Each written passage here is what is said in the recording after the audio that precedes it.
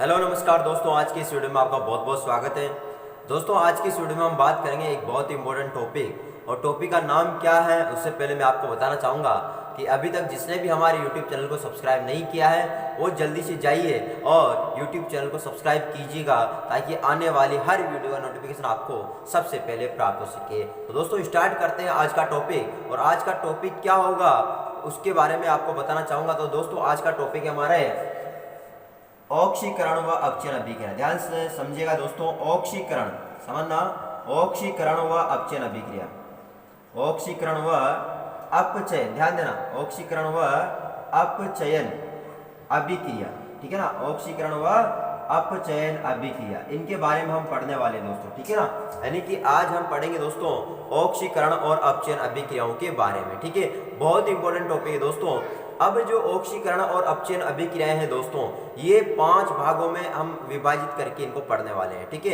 यानी 5 अलग अलग प्रकार से हम इनको पढ़ेंगे। तो सबसे पहला, अब 5 प्रकार कौन से होंगे उसके बारे में एक एक करके मैं आपको पहले बता देता हूं। तो सबसे पहले हम पढ़ेंगे दोस्तों, सबसे पहले हम पढ़ेंगे ऑक्सीजन के संयोग एवं वियोजन के आधार पर। किसके आधार पर?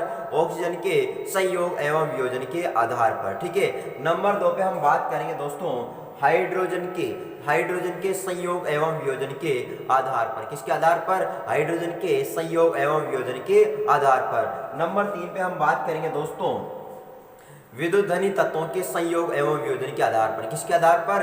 विद्युत धनी तत्वों के संयोग एवं वियोजन के आधार पर। इसके अलावा नंबर 4 पे हम बात करेंगे दोस्तों, नंबर 4 पे हम बात करेंगे विद्युत ऋणी तत्वों के संयोग एवं वियोजन के आधार पर। किसके आधार पर? विद्युत ऋणी तत्वों के संयोग एवं वियोजन के आधार पर। और नंबर 5 पे हम बात करेंगे दोस्तों इलेक्ट्रॉन के आदान प्रदान के आधार पर। इट मीन्स हम ऑक्सीकरण और अपचयन अभिक्रियाओं को 5 अलग अलग प्रकार से पढ़ने वाले हैं, ठीक है। सबसे पहला हम बात करेंगे दोस्तों ऑक्सीजन के संयोग एवं वियोजन के आधार पर।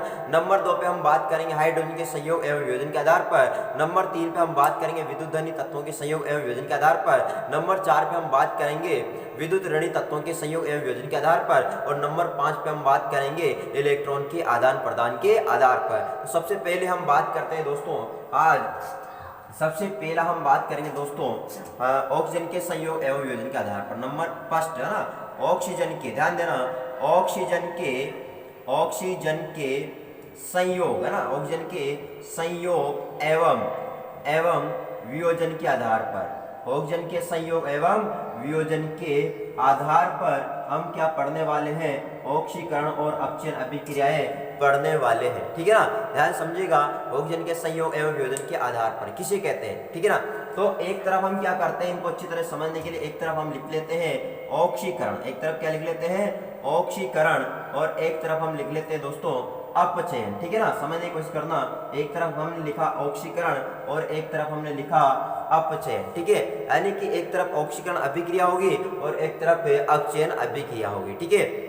तो देखो ऑक्सीजन के संयोग एवं वियोजन के आधार पर ऑक्सीकरण और अपचयन अभिक्रिया किसे कहते हैं? तो ऐसी रासायनिक अभिक्रिया जिसमें ऑक्सीजन का योग होता है, ध्यान समझना, ऐसी रासायनिक अभिक्रिया जिसमें ऑक्सीजन का योग होता है क्या कहलाएगी दोस्तों? ऑक्सीकरण अभिक्रिया कहलाएगी। और ऐसी रासायनिक अभिक्रिया जिसमें किसी पदार्थ से ऑक्सीजन का निष्कासन होता है वो क्या कहलाएगी? अपचयन अभिक्रिया कहलाएगी, ठीक है। तो ध्यान देना, मैं लिख देता हूं यहाँ पर ऐसी रासायनिक अभिक्रिया, ऐसी रासायनिक अभिक्रिया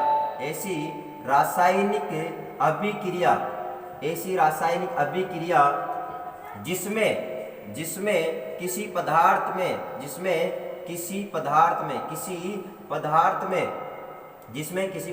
में ऑक्सीजन का योग होता है, ध्यान समझना, ऑक्सीजन का क्या होता है दोस्तों?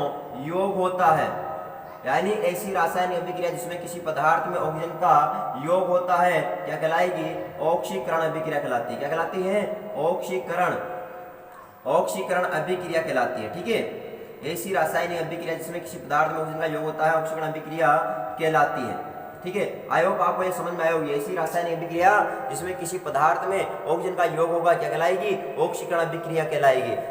कैसे? यहाँ पर एग्जाम्पल के द्वारा समझ लेते हैं दोस्तों। जैसे हमारे पास है मैग्नीशियम, क्या है दोस्तों, मैग्नीशियम। अब इसमें माना कि हमारे पास यहाँ पर ऑक्सीजन का योग हो रहा है ना, यानी कि मैग्नीशियम है, इसमें ऑक्सीजन का योग होगा, यहाँ पर बनेगा MgO। क्या बनेगा दोस्तों, MgO। यानी कि देखो मैग्नीशियम है, इसमें ऑक्सीजन का योग हुआ तो क्या बन गया, मैग्नीशियम ऑक्साइड बन गया। इसको बैलेंस कर लेते हैं, यहाँ पर 2 लगा देते हैं, यहाँ पर भी 2 लगा देते हैं। तो इट मीन्स यहाँ पर हम कह सकते हैं कि मैग्नीशियम ऑक्साइड में क्या हो रहा है दोस्तों, ऑक्सीकरण हो रहा है। क्या हो रहा है, ऑक्सीकरण हो रहा है। समझ रहे हो बात को। अब क्वेश्चन आ जाता है कि अब मान लो हमारे को ये अभिक्रिया दे दी और इस अभिक्रिया को देकर के हमसे पूछा गया कि बताइए यहाँ पर किसका किसमें ऑक्सीकरण हो रहा है। ध्यान समझना, किसका किसमें ऑक्सीकरण हो रहा है। तो मैग्नीशियम ऑक्साइड में क्या हो रहा है, ऑक्सीकरण हो रहा है। समझ रहे हो बात को। यानी कि मैग्नीशियम ऑक्साइड में क्या हो रहा है, ऑक्सीकरण हो रहा है। समझ रहे हो। इसी प्रकार एक और यहाँ पर हम एग्जाम्पल लेते हैं। एक और एग्जाम्पल में इसको मिटा देता हूँ दोस्तों। यहाँ पर मैं इसको मिटा रहा हूँ, समझना। तो एक और यहाँ पर एग्जाम्पल हम लेते हैं। जैसे मान लो हमारे पास है सल्फर। क्या है दोस्तों, सल्फर है। यहाँ पर हमारे पास है सल्फर, ठीक है। और सल्फर में यहाँ पर ऑक्सीजन का योग होगा तो यहाँ पर बनेगा SO2। क्या बनेगा, SO2। यानी कि सल्फर में ऑक्सीजन का योग हुआ तो क्या बन गया, सल्फर डाइऑक्साइड। क्या बन गया, इसको बोलते हैं सल्फर डाइऑक्साइड। ध्यान देना, सल्फर डाइऑक्साइड बोलेंगे। यानी सल्फर में ऑक्सीजन का योग होने पर क्या बना, सल्फर डाइऑक्साइड बन गया, सल्फर डाइऑक्साइड बना, ठीक है। तो अब यहाँ पर क्वेश्चन पूछा गया कि बताइए ये रिएक्शन हमारे को दे दी गई और पूछा गया यहाँ पर किसका किसमें ऑक्सीकरण हो रहा है। तो जल्दी से बताइए, सल्फर का सल्फर डाइऑक्साइड में क्या हो रहा है, ऑक्सीकरण हो रहा है। लिख सकते हैं दोस्तों हम यहाँ पर कि सल्फर का सल्फर डाइऑक्साइड में क्या हो रहा है, ऑक्सीकरण हो रहा है, ठीक है। तो आई होप आपको समझ में आया होगा। तो ऑक्सीकरण अभिक्रिया किसे कहेंगे, ऐसी रासायनिक अभिक्रिया जिसमें किसी पदार्थ में ऑक्सीजन का योग होता है दोस्तों, उसे हम क्या कहेंगे, ऑक्सीकरण अभिक्रिया कहेंगे। इसी प्रकार अब देखो अपचयन अभिक्रिया किसे कहेंगे, अपचयन अभिक्रिया किसे कहेंगे बता देता हूं मैं। ऐसी रासायनिक अभिक्रिया जिसमें किसी पदार्थ से ऑक्सीजन का निष्कासन होता है वो क्या कहलाएगी, अपचयन अभिक्रिया कहलाएगी, ठीक है। तो ऐसी रासायनिक अभिक्रिया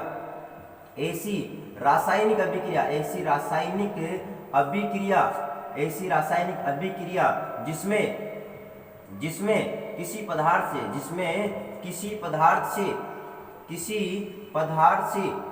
किसी पदार्थ से ऑक्सीजन का, किसका दोस्तों, ऑक्सीजन का क्या होता है, निष्कासन होता है ना, निष्कासन होता है यानी बाहर निकलता है, निष्कासन होता है, क्या कहलाएगी, अपचयन अभिक्रिया कहलाती है। क्या कहलाती है, अपचयन अभिक्रिया कहलाती है। समझ रहे हो। यानी ऐसी रासायनिक अभिक्रिया जिसमें किसी पदार्थ से ऑक्सीजन का निष्कासन होगा वो क्या कहलाएगी दोस्तों, वो अपचयन अभिक्रिया कहलाती है, ठीक है। जैसे समझते हैं हमारे पास KClO3 है, ठीक है। क्या है, KClO3 है। अब यहाँ पर क्या होगा दोस्तों, यहाँ पर KCl प्लस O2। अब देखो KClO3 में से यहाँ से ऑक्सीजन का निष्कासन हो चुका है दोस्तों और क्या बच गया, KCl बच गया, ठीक है। तो हम कहेंगे कि KClO3 का KCl में क्या हो रहा है दोस्तों, अपचयन हो रहा है, क्योंकि KClO3 में से ऑक्सीजन निकला तो क्या बाहर निकल गया और क्या बच गया, KCl बच गया। इसलिए अगर पूछा जाए कि यहाँ पर किसका किसमें ऑक्सीजन हो रहा है तो अपन कह सकते हैं KClO3 का KCl में क्या हो रहा है, अपचयन हो रहा है। बात समझ रहे हो नहीं, हो रहा है। यानी KClO3 का KCl में क्या हो रहा है, अपचयन हो रहा है। ये आपको अच्छी तरह समझ में आना चाहिए दोस्तों, ठीक है। तो हम कह सकते हैं कि ऑक्सीजन के संयोग एवं वियोजन के आधार पर ऑक्सीकरण और अपचयन अभिक्रियाओं को अगर समझाने की बारी आए तो कैसे समझाएंगे। ऑक्सीकरण अभिक्रिया किसे कहेंगे दोस्तों, ऐसी रासायनिक अभिक्रिया जिसमें किसी पदार्थ में ऑक्सीजन का योग होता है उसे हम क्या कहेंगे, ऑक्सीकरण अभिक्रिया कहेंगे। और ऐसी रासायनिक अभिक्रिया जिसमें किसी पदार्थ से ऑक्सीजन का निष्कासन होता है उसे अपचयन अभिक्रिया कहेंगे। इट मीन्स आपको क्लियर हो गया होगा कि ऑक्सीजन के संयोग एवं वियोजन के आधार पर ऑक्सीकरण अपचयन अभिक्रिया किसे कहते हैं, ठीक है। अब हम बात करते हैं दोस्तों सेकंड टाइप से, है ना। सेकंड टाइप से ऑक्सीकरण और अपचयन अभिक्रिया हम पढ़ने वाले हैं, ठीक है। तो आई होप आपको ये बात समझ में आ गई होगी दोस्तों। अब हम चलते हैं हाइड्रोजन के संयोग एवं वियोजन के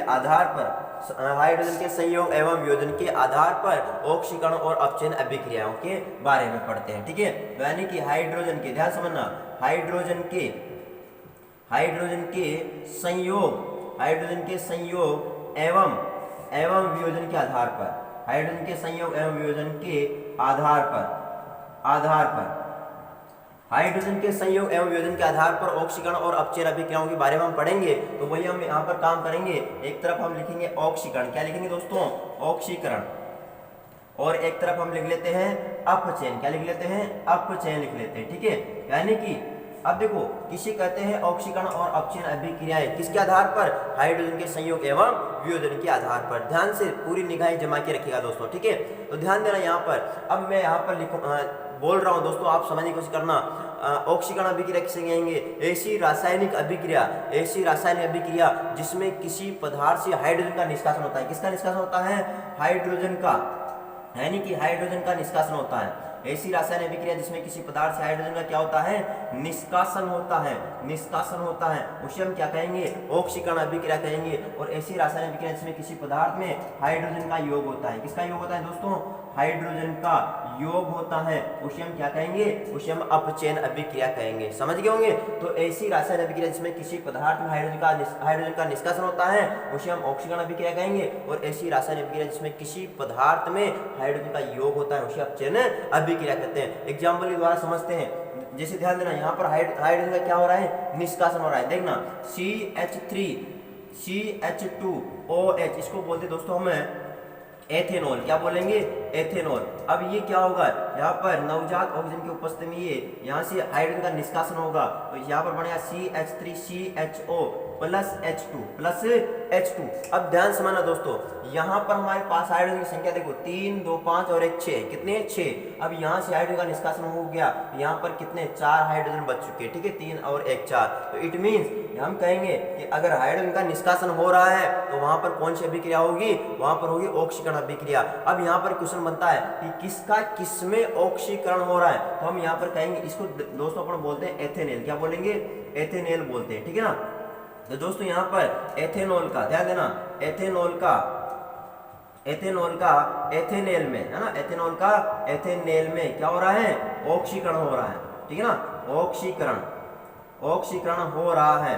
बात समझ रहे हो, यानी कि यहाँ पर एथेनॉल का एथेनेल में क्या हो रहा है, ऑक्सीकरण हो रहा है। कैसे, क्योंकि देखो एथेनॉल में से हाइड्रोजन का निष्कासन होने के बाद क्या बना है, एथेनेल बना है। ठीक है, इसलिए हम कहेंगे कि एथेनॉल का एथेनेल में क्या हो रहा है दोस्तों, ऑक्सीकरण हो रहा है। ठीक है, तो आई होप आपको ये बात समझ में आई होगी कि ऐसी रासायनिक अभिक्रिया जिसमें किसी पदार्थ से हाइड्रोजन का निष्कासन होता है उसे हम क्या कहेंगे, ऑक्सीकरण अभिक्रिया कहेंगे। इसी प्रकार हमने देखा अपचयन में, ऐसी रासायनिक अभिक्रिया जिसमें किसी पदार्थ में हाइड्रोजन का योग होता है उसे अपचयन अभिक्रिया कहेंगे। जैसे समझते हैं, हमारे पास दोस्तों CH2 डबल बॉन्ड CH2, ये हमारे पास एथीन है, क्या है, एथीन। अब यहाँ से इसमें क्या होगा दोस्तों, हाइड्रोजन का योग होगा निकल उत्प्रेरक की उपस्थिति में, यहाँ पर बनेगा CH3 से CH3, इसको बोलते हैं अपन दोस्तों एथेन, क्या बोलेंगे, एथेन।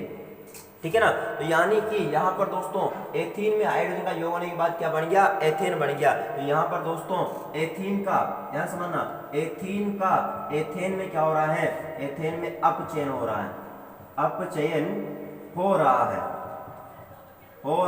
समझ रहे हो बात को।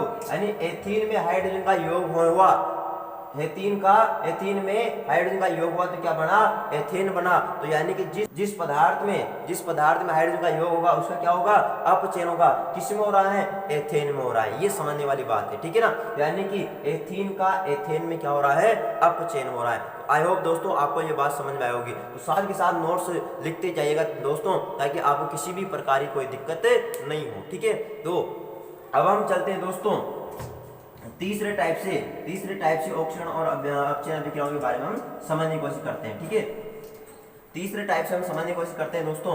तो तीसरे टाइप से होगा दोस्तों, तीसरे टाइप से हम समझने की कोशिश करते हैं।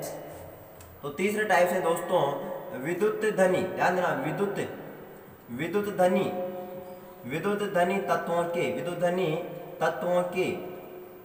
तत्वों के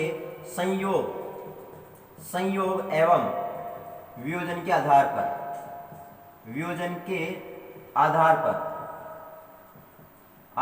यानी कि विद्युत धनी तत्वों के संयोग एवं वियोजन के आधार पर ऑक्सीकरण और अपचयन अभिक्रिया हम पढ़ने वाले हैं। ठीक है ना। तो अब देखो एक साइड में अपन लिखेंगे दोस्तों, यहाँ पर एक साइड में लिख देते हैं यहाँ पर ऑक्सीकरण, क्या लिख देते हैं, ऑक्सीकरण, और एक साइड में लिख देते हैं अपन अपचयन। ठीक है ना, एक साइड में हमने ऑक्सीकरण लिखा और एक साइड में लिख दिया अपचयन। ठीक है, अब देखो विद्युत धनी तत्वों के संयोग एवं वियोजन के आधार पर ऑक्सीकरण अपचयन अभिक्रियाओं को किस प्रकार से डिफाइन किया जाता है। तो सुनो, ऑक्सीकरण अभिक्रिया किसे कहेंगे? ऐसी रासायनिक अभिक्रिया जिसमें किसी पदार्थ से, ऐसी रासायनिक अभिक्रिया जिसमें किसी पदार्थ से विद्युत धनी तत्वों का निष्कासन होता है। ध्यान समझना, ऐसी रासायनिक अभिक्रिया जिसमें किसी पदार्थ से विद्युत धनी तत्वों का निष्कासन होता है ना, यानी कि विद्युत धनी तत्वों का निष्कासन होता है। विद्युत धनी तत्वों का क्या होगा? निष्कासन होगा। उसे हम क्या बोलेंगे दोस्तों? उसे हम बोलते हैं ऑक्सीकरण अभिक्रिया। ऐसी रासायनिक अभिक्रिया जिसमें किसी पदार्थ से विद्युत धनी तत्वों का निष्कासन होता है, ऑक्सीकरण अभिक्रिया कहलाती है। और अपचयन अभिक्रिया, ऐसी रासायनिक अभिक्रिया जिसमें किसी पदार्थ में विद्युत धनी तत्वों का योग होता है, यानी इसमें योग होगा दोस्तों, है ना, विद्युत धनी तत्वों का योग होता है। विद्युत धनी तत्वों का क्या होता है? योग होता है, ठीक है ना, योग होता है। उसे क्या बोलेंगे अपन? अपचयन अभिक्रिया कहेंगे, ठीक है। यानी विद्युत धनी तत्वों का निष्कासन होना ऑक्सीकरण और विद्युत धनी तत्वों का योग होना क्या कहलाएगा? अपचयन कहलाता है। देखते हैं एग्जाम्पल की सहायता से अपन समझते हैं, ठीक है। समझो दोस्तों, जैसे हमारे पास यहाँ पर पोटेशियम आयोडाइड है। कौन है? पोटेशियम आयोडाइड, यानी KI है। अब इसकी क्रिया हम Cl2 से करवा रहे हैं, है ना, क्लोरीन से। तो अब क्या होगा दोस्तों, यहाँ से अब देखो अगर इसको पोटेशियम आयोडाइड को हम तोड़ेंगे तो बना K+ और I-। तो अब यहाँ से पोटेशियम दोस्तों हट जाएगा और Cl के साथ हो जाएगा, ठीक है। तो यहाँ पर बनेगा I2+ KCl। समझ रहे हो बात को? यानी कि पोटेशियम आयोडाइड में से पोटेशियम हट चुका है, यानी कि विद्युत धनी तत्वों का निष्कासन हो चुका है। यानी कि पोटेशियम आयोडाइड में पोटेशियम एक विद्युत धनी तत्व है जो कि आयोडीन के साथ से हट करके अलग हो गया और Cl के साथ चला गया है। इसलिए हम कहेंगे कि यहाँ पर विद्युत धनी तत्वों का क्या हो रहा है? निष्कासन हो रहा है। इसलिए ये जो अभिक्रिया होगी दोस्तों, इसमें विद्युत धनी तत्वों का क्या हो रहा है? निष्कासन हो रहा है। इसलिए हम कहेंगे कि यहाँ पर पोटेशियम आयोडाइड का आयोडीन में क्या हो रहा है? ऑक्सीकरण हो रहा है। आप समझ रहे हो? ऑक्सीकरण हो रहा है, यानी पोटेशियम आयोडाइड का I2 में क्या हो रहा है? ऑक्सीकरण हो रहा है। क्योंकि देखो निकल किसमें से रहा है? पोटेशियम आयोडाइड में से विद्युत धनी तत्व निकल रहा है और निकलने के बाद क्या बन गया? I2 बन गया। इसलिए पोटेशियम आयोडाइड का I2 में क्या हो रहा है? ऑक्सीकरण हो रहा है। बात समझ रहे हो? चलो, बहुत अच्छी बात है, आपको समझ में आ गया होगा ये बात। अब इसी प्रकार विद्युत धनी तत्वों का योग होता है, उसे अपन अपचयन अभिक्रिया कहते हैं, ठीक है। कैसे समझते हैं? एग्जाम्पल के द्वारा। जैसे ध्यान देना दोस्तों, हमारे पास Cl2 है। क्या है? Cl2। अब यहाँ पर इसमें मैग्नीशियम एक विद्युत धनी तत्व है दोस्तों। क्या है? विद्युत धनी तत्व है, ठीक है। अब क्लोरीन में मैग्नीशियम का जब योग होगा तो यहाँ पर बनेगा MgCl2। क्या बनेगा? MgCl2 बनेगा, ठीक है ना। तो अब यहाँ पर मुझे बताइए, विद्युत धनी तत्व मैग्नीशियम का योग हो रहा है किसमें? Cl2 में, है ना। तो यहाँ पर बना हमारे पास MgCl2। तो हम कहेंगे योग किसमें हो रहा है? Cl2 में, और योग होने के बाद क्या बना? MgCl2। तो हम यहाँ पर कहेंगे कि Cl2 का MgCl2 में क्या हो रहा है? अपचयन हो रहा है। क्या हो रहा है दोस्तों? अपचयन हो रहा है। बात समझ रहे हो? तो यानी कि देखो, समझने वाली बात क्या है यहाँ पर कि ऑक्सीकरण और अपचयन अभिक्रिया किसे कहेंगे? किसके आधार पर? विद्युत धनी तत्वों के संयोग एवं वियोजन के आधार पर। तो ऐसी रासायनिक अभिक्रिया जिसमें किसी पदार्थ से विद्युत धनी तत्व का निष्कासन होता है, वो ऑक्सीकरण अभिक्रिया कहलाएगी। और ऐसी रासायनिक अभिक्रिया जिसमें किसी पदार्थ में विद्युत धनी तत्वों का योग होता है, वो अपचयन अभिक्रिया कहलाएगी। और हमने यहाँ पर एग्जाम्पल देखे, जैसे पोटेशियम आयोडाइड की क्रिया में क्लोरीन से करवाए, तो यहाँ से पोटेशियम आयोडाइड में से यानी विद्युत धनी तत्व पोटेशियम निष्कासित हो चुका है और यहाँ Cl के साथ चला गया और यहाँ पर बना हमारे पास I2, ठीक है। तो यहाँ पर कहेंगे कि पोटेशियम आयोडाइड का I2 में क्या हो रहा है? ऑक्सीकरण हो रहा है। इसी प्रकार हमने देखा यहाँ पर Cl2 में मैग्नीशियम जो कि एक विद्युत धनी तत्व है, तो Cl2 में मैग्नीशियम का योग हुआ तो क्या बन गया? MgCl2। तो इट मीन्स यहाँ पर Cl2 का मैग्नीशियम क्लोराइड में क्या हो रहा है? अपचयन हो रहा है, ठीक है। तो आई होप दोस्तों आपको ये बात समझ में आई होगी, ठीक है। अब चलते हैं दोस्तों अपन नंबर 4, ठीक है। नंबर 4 पे चलते हैं हम। यहाँ पर देखो नंबर 4 पे दोस्तों हम बात करेंगे विद्युत ऋणी तत्वों की। ध्यान देना, किसके आधार पर? विद्युत ऋणी तत्वों के, है ना, विद्युत ऋणी तत्वों के संयोग एवं वियोजन के आधार पर। किसके आधार पर? विद्युत ऋणी तत्वों के संयोग एवं वियोजन के आधार पर हम ऑक्सीकरण और अपचयन अभिक्रियाएं पढ़ने वाले हैं, ठीक है। तो वही हम यहाँ पर क्या करेंगे दोस्तों, एक तरफ लिखेंगे ऑक्सीकरण और एक तरफ लिखने वाले हैं अपचयन अभिक्रिया, ठीक है ना। एक तरफ लिखेंगे ऑक्सीकरण और एक तरफ क्या लिखेंगे, अपचयन लिखेंगे। अब देखो ऑक्सीकरण किसे कहते हैं और अपचयन अभिक्रिया किसे कहते हैं, ठीक है, समझने की कोशिश करना।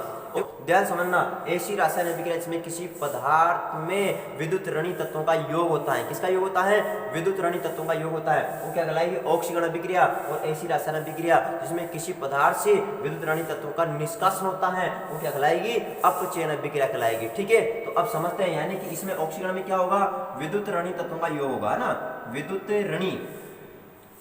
ऋणी तत्वों का क्या होगा, तत्वों का योग होगा, ठीक है ना, विद्युत ऋणी तत्वों का योग है ना। और इसमें विद्युत ऋणी तत्वों का निष्कासन होता है ना, विद्युत ऋणी तत्वों का क्या होता है, निष्कासन, तत्वों का निष्कासन होता है, ठीक है ना, निष्कासन होता है। तो यानी कि विद्युत ऋणी तत्वों के संयोग एवं विभाजन के आधार पर ऑक्सीकरण अपचयन अभिक्रिया किसे कहेंगे, तो ऑक्सीकरण अभिक्रिया किसे कहेंगे, ऐसी रासायनिक अभिक्रिया जिसमें किसी पदार्थ में विद्युत ऋणी तत्वों का योग होता है, ऑक्सीकरण अभिक्रिया कहलाएगी। और ऐसी रासायनिक अभिक्रिया जिसमें किसी पदार्थ से विद्युत ऋणी तत्वों का निष्कासन होता है, वो अपचयन अभिक्रिया कहलाएगी। एग्जाम्पल समझते हैं, यानी यहाँ पर विद्युत ऋणी तत्वों का क्या हो रहा है, योग हो रहा है, ठीक है। तो समझने की कोशिश करना, जैसे हमारे पास यहाँ पर देखो दोस्तों Mg है, क्या है, Mg। अब Mg में यहाँ पर Cl2, यानी कि देखो यहाँ पर जो Cl होता है एक विद्युत ऋणी तत्व होता है दोस्तों, है ना, क्लोरीन विद्युत ऋणी तत्व होता है। तो यहाँ पर बनेगा MgCl2, क्या बनेगा, MgCl2, बात समझ रहे हो। तो यहाँ पर अपन कह सकते हैं, यहाँ पर Mg का MgCl2 में क्या हो रहा है, ऑक्सीकरण हो रहा है, ठीक है, क्या हो रहा है, ऑक्सीकरण हो रहा है, ऑक्सीकरण हो रहा है, ठीक है ना।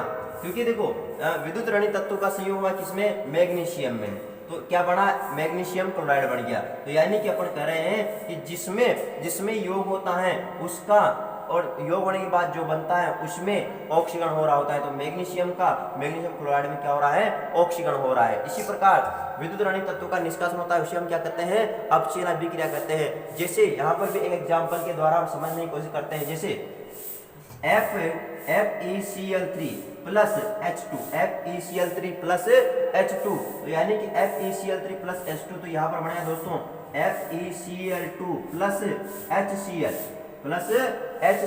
तो यहाँ पर क्या हो रहा है, यहाँ पर क्या हो रहा है दोस्तों, देखो यहाँ पर 3 क्लोरीन है और यहाँ पर कितने क्लोरीन बच गए, 2 क्लोरीन बच गए। इसका मतलब यहाँ से एक क्लोरीन निकल रहा है दोस्तों। इसका मतलब ये हुआ कि Fe यहाँ पर अपन कह सकते हैं, यहाँ पर FeCl3 का FeCl2 में क्या हो रहा है, अपचयन हो रहा है, क्या हो रहा है, अपचयन हो रहा है। यानी विद्युत ऋणी तत्व का निष्कासन होने का मतलब क्या है कि वहां पर अपचयन हो रहा होता है। तो किसमें से विद्युत ऋणी तत्व का निष्कासन हो रहा है, FeCl3 में से, और क्या बना, FeCl2। तो इसका मतलब FeCl3 का FeCl2 में क्या हो रहा है, अपचयन हो रहा है, ठीक है। तो आई होप दोस्तों आपको ये बात समझ में आ गई होगी, ठीक है। अब हम बात करते हैं दोस्तों नंबर 5 पे हमने देखा था, नंबर 5 पे इलेक्ट्रॉन के आदान प्रदान के आधार पर हम ऑक्सीकरण और अपचयन के अभिक्रिया को समझने वाले हैं, ठीक है। तो देखते हैं दोस्तों नंबर 5 पे क्या है।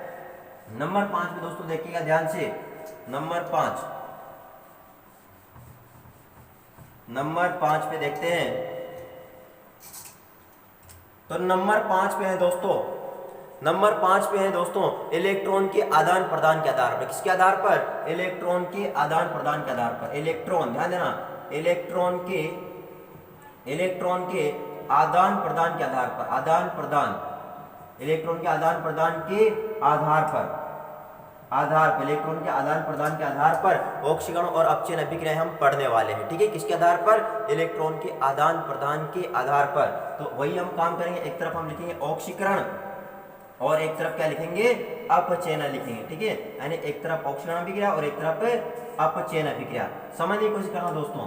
अब इसमें क्या होगा, ध्यान समझना, ऐसी रासायनिक अभिक्रिया जिसमें किसी तत्व अणु, परमाणु या आयन, वापस समझना, ऐसी रासायनिक अभिक्रिया जिसमें किसी तत्व, परमाणु, अणु या आयन द्वारा इलेक्ट्रॉन का त्याग किया जाता है, तो उसे हम क्या कहेंगे, उसे हम ऑक्सीकरण अभिक्रिया कहेंगे। यानी इलेक्ट्रॉन का त्याग करना, किसी तत्व, परमाणु, अणु या आयन द्वारा इलेक्ट्रॉन का त्याग करना ऑक्सीकरण अभिक्रिया कहलाती है। और ऐसी रासायनिक अभिक्रिया जिसमें किसी तत्व, परमाणु, अणु या आयन द्वारा इलेक्ट्रॉन ग्रहण किया जाता है उसे हम अपचयन अभिक्रिया कहते हैं, है ना। तो हम लिखते थे यहाँ पर कि ऐसी रासायनिक अभिक्रिया, ध्यान समझना, ऐसी रासायनिक अभिक्रिया, ऐसी रासायनिक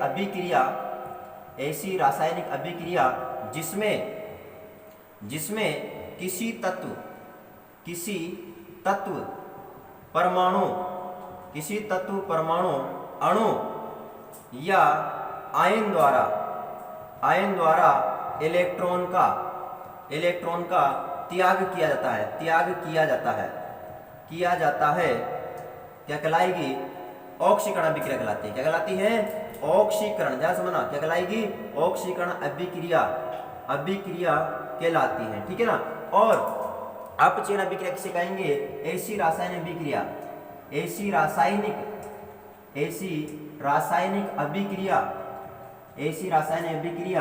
जिसमें किसी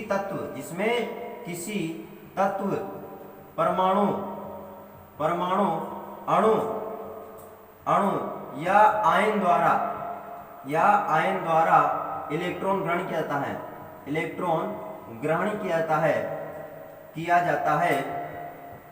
है क्या कहलाएगी? अपचयन अभिक्रिया कहलाती है। क्या कहलाती है? अपचयन अभिक्रिया कहलाती है। अपचयन अभिक्रिया कहलाती है। यानी कि देखो वापस सुनो, ऐसी रासायनिक अभिक्रिया जिसमें किसी तत्व परमाणु अणु या आयन द्वारा इलेक्ट्रॉन का त्याग किया जाता है, उसे हम क्या कहेंगे दोस्तों? उसे हम कहेंगे ऑक्सीकरण अभिक्रिया। और यदि इलेक्ट्रॉन ग्रहण किया जाता है तो उसे हम क्या कहेंगे? अपचयन अभिक्रिया कहते हैं, ठीक है। ये समझो, हमारे पास दोस्तों है सोडियम। क्या है? सोडियम। अब ये यहाँ पर क्या करेगा? इलेक्ट्रॉन का त्याग करेगा। तो और इलेक्ट्रॉन का त्याग करने के बाद क्या बनेगा? Na+। बात समझ रहे हो? यानी कि सोडियम के द्वारा इलेक्ट्रॉन का त्याग करने के बाद Na+ बनाया। इसी प्रकार और हम समझते हैं कि Fe+2 है ना, यानी कि ये है फेरस। अब ये फेरस क्या है कि अपना एक इलेक्ट्रॉन त्याग करके Fe+3 बना रहा है, समझ रहे हो। और ये इलेक्ट्रॉन का त्याग कर दिया, ठीक है। यानी कि इलेक्ट्रॉन का त्याग करने पर धनायन बढ़ता है, ठीक है, ये ध्यान समझना। यानी कि सोडियम के द्वारा इलेक्ट्रॉन का त्याग करने पर Na+ बनाया और Fe+2 द्वारा इलेक्ट्रॉन का त्याग करने पर Fe+3 बनाया। तो हम यहाँ पर कहेंगे कि सोडियम आयन में, ध्यान समझना, सोडियम परमाणु का सोडियम आयन में और फेरस आयन का फेरिक आयन में क्या हो रहा है? यहाँ पर ऑक्सीकरण हो रहा है। बात समझ रहे हो? यानी कि फेरस का फेरिक में और सोडियम परमाणु का सोडियम आयन में क्या हो रहा है? ऑक्सीकरण हो रहा है, ठीक है। इसी प्रकार हम अपचयन अभिक्रियाओं के उदाहरण देखते हैं दोस्तों। तो जैसे मान लो यहाँ पर क्या होगा? इलेक्ट्रॉन ग्रहण किया जाता है। जैसे मान लो Cl है, ठीक है ना। अब Cl क्या होगा? इलेक्ट्रॉन ग्रहण करेगा तो क्या बना लेगा? Cl- बनाएगा, ठीक है। इसी प्रकार जैसे MnO4- है, ये इलेक्ट्रॉन ग्रहण करेगा तो क्या बना लेगा? MnO4- बना लेगा। तो यहाँ पर हम कह सकते हैं दोस्तों, क्लोरीन परमाणु का क्लोरीन आयन में, है ना, क्लोरीन परमाणु का क्लोरीन आयन में, और यहाँ पर इसको बोलते हैं मैग्नेट। क्या बोलते हैं दोस्तों? मैग्नेट का इसको बोलेंगे परमैग्नेट, है ना, परमैग्नेट। मैग्नेट का परमैग्नेट में क्या हो रहा है? अपचयन हो रहा है। बात समझ रहे हो? यानी कि क्लोरीन परमाणु का क्लोरीन आयन में और मैग्नेट आयन का परमैग्नेट आयन में क्या हो रहा है? यहाँ पर अपचयन हो रहा है, ठीक है। तो दोस्तों आई होप आपको ये वीडियो अच्छा लगा होगा, और अगर अच्छा लगा है तो लाइक, कमेंट और शेयर जरूर कीजिएगा, और सब्सक्राइब करना मत भूलिएगा, ताकि आने वाली हर वीडियो का नोटिफिकेशन आपको सबसे पहले प्राप्त हो सके। Thank you, all the best.